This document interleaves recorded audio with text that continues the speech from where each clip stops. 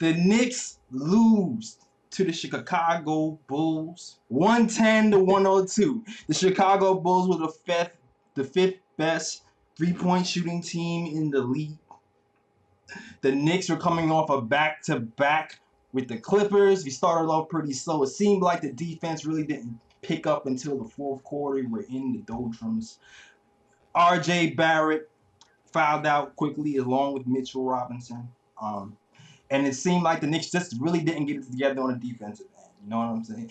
The transition defense was bad. Closing out on threes were bad. The spirit was bad. It seems like we had tired legs out there. But it seemed like in the fourth quarter, we tried to get it together.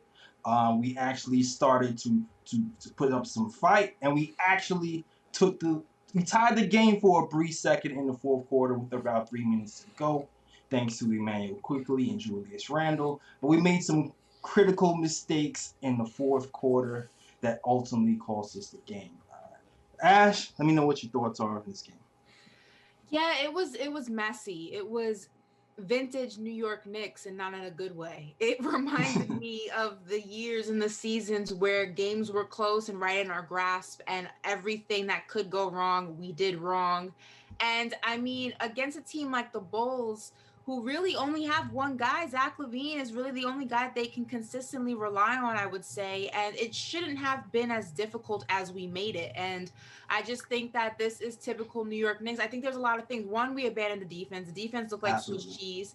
Some parts were solid, and there were a lot of holes in the rest of it. I think we don't know who our closer is.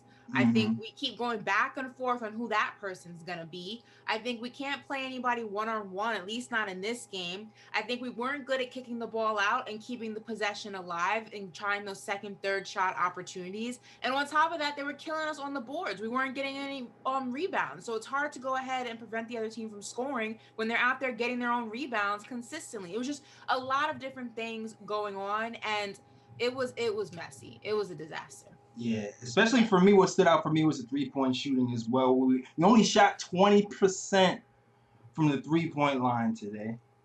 And listen, this is a make or miss league, right? If you don't make your shots, you lose these type of games. The Bulls, they hit threes, and Markkanen came in and he handed it to us. He definitely handed it to us. I feel like the Knicks dropped the ball on the three-point defense in particular. Julius Randle, who I think he's been playing pretty good defense on the year, but I felt like today he was a little bit lackadaisical on that side of the ball, not closing out. R.J. Barrett, I saw, got beat back door a few times. I felt like, we missed the ball. And we had the game. We were right in grasp to take this lead. Yeah. God, we just couldn't get over the hump, man. Yeah, that's the frustrating part, though, because it was like back and forth, and then midway through the fourth, it looked like we were able to kind of figure it out. I mean, I'm going to say even towards the end of the fourth, the last 3 minutes, my anxiety was through the roof because it was like it was right there. Right. And it's just like it was, almost only counts in horseshoes, and this was horseshoes. Yeah. It didn't work. Yeah. Yeah, now, Corey, what do you think of this game, man? I know you probably enjoyed this game. Shout out to Corey Taluba. Born New Yorker. He's a Chicago fan, so he's going to give us some insight on the Chicago and these Bulls. But what did you think of this game, Corey? I knew that this game was going to be the Bulls kind of to win after the first quarter, because the Bulls play at the second fastest pace in the league. The Knicks play the slowest pace. And if after the first quarter, you knew the Bulls were getting out in transition, they were hitting the boards, they were getting rebounds, and they were kind of dictating the pace of play. So I felt really comfortable as a Bulls fan with how the game was going from almost the jump. And, I think it's going to be interesting, on this little back-to-back to see if the Knicks could adjust. But, I think that these are two teams that are in a similar spot. They both have one guy who is kind of playing above expectations on a good contract, kind of a young veteran who had somebody behind them.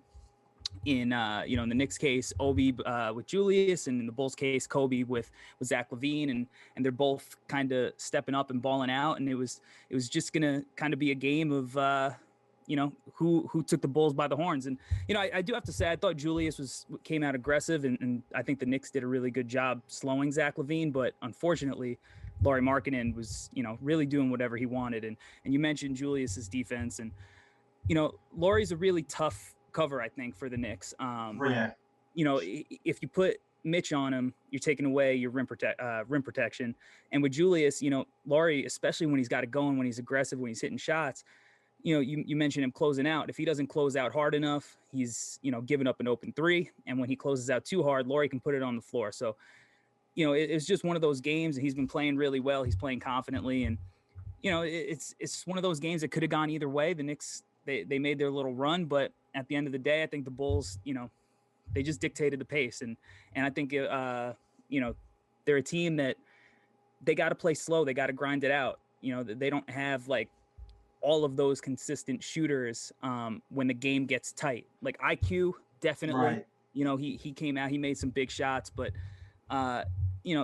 Reggie Bullock, Alec Burks, like these are guys that you're not always counting on in the fourth quarter, and that's why they kind of bounce around the league a little bit. So I don't know if necessarily the Bulls played outstanding though. I don't think it was anything special that they did. I think this game is more of the things that the Knicks didn't do, and that's why I'm saying it's vintage Knicks, because we have been in games, and this is also the situation, not just with this Bulls game, there have been other games this entire season that I feel like we're in and we get in our own way. So I'm not even going to credit the Bulls, because I don't think they did anything spectacular. I don't think they did anything, out of the ordinary. I think this Bulls team at the meat of it is a very ordinary team. So I don't know if it's them per se. We just got in our own way. Everything that we could do incorrectly, we did. So I'm not going to give credit to Chicago. I just think this was a classic example of the Knicks doing what vintage Knicks have always done and shooting themselves in the foot time after time, possession after possession, quarter after quarter. That's what this game came down to. No. But also, I know everyone's going to hate me for saying this because you guys hated me when I said it last time, but I'm going to go ahead and say it again. Let's talk about Tibbs. Let's the elephant in the room. Let's just get it out of the way. Let's just talk about it. Let's talk about the coaching. Let's talk about the rotations, or therefore the lack thereof. I don't know how many different ways to say this. I don't know how many different ways to get this across. Tibbs's rotations and his stubbornness in making his rotations work is driving me crazy. It doesn't work. Figure out plan B, because plan A is not working for you. I don't know what else he needs to see that his rotations are not the answer. Do you need to consult your other coaches that are on the bench? Do you need to go ahead and watch different seasons from different teams? I don't know what it is, but your rotations are killing us. It's just adding to the pile of crap that we already have to deal with. If you look at this game, there were so many different aspects of the game that were going ahead and just shooting us in the foot. And then you add his rotations, or the lack thereof, the proper rotations into the mix. It's just absolutely ridiculous. And it blows my mind how everybody can see it except for the man who's in charge of wheeling and dealing it. Like, figure it out. Like, what else are you waiting for? I don't understand it. I don't get it. You have anything to add to that? You're a Chicago fan, so you've seen his rotations up close in person for 3 years.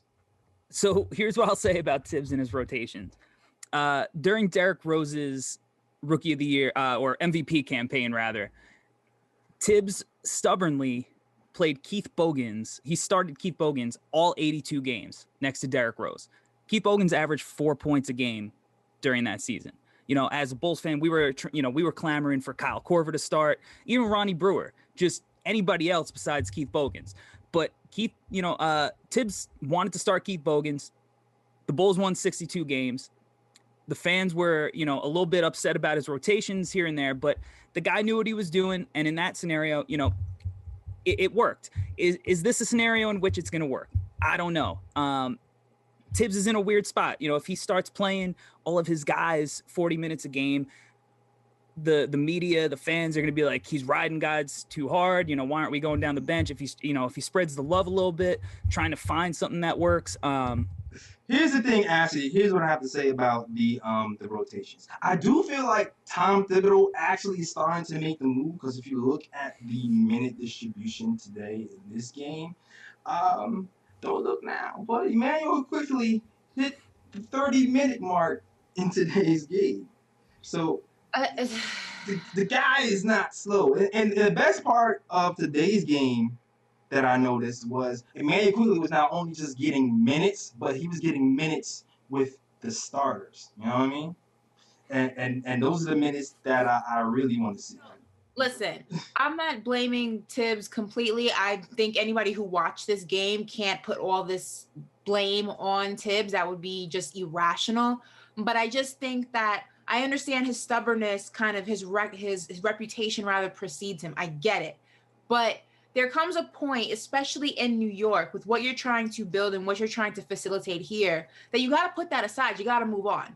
I mean, I get it. I get that's who he is, but I don't care. Like, with all due respect, respectfully, I don't give a damn. Like, you're in New York, okay? We're a team that is rebuilding. We're a team that's trying to figure it out. We're a team that you signed up for. You knew what it was when you signed up. Let's make it very clear. It's not like this team changed when you got here. You knew what it was when you signed up. Right. So therefore, you need to go ahead and facilitate and deal with this team the way that it needs to be dealt with. And what you're doing, your stubbornness, is not helping us. It's hurting us in more ways than one. So I don't know who he needs to, like, kind of light a fire on him and say, look, you got to get over it. You got to snap out of it like this. We're not doing this, but it has to happen. Like, it has to happen quicker rather than later. Like, I'm tired of having the same conversation. It's just over.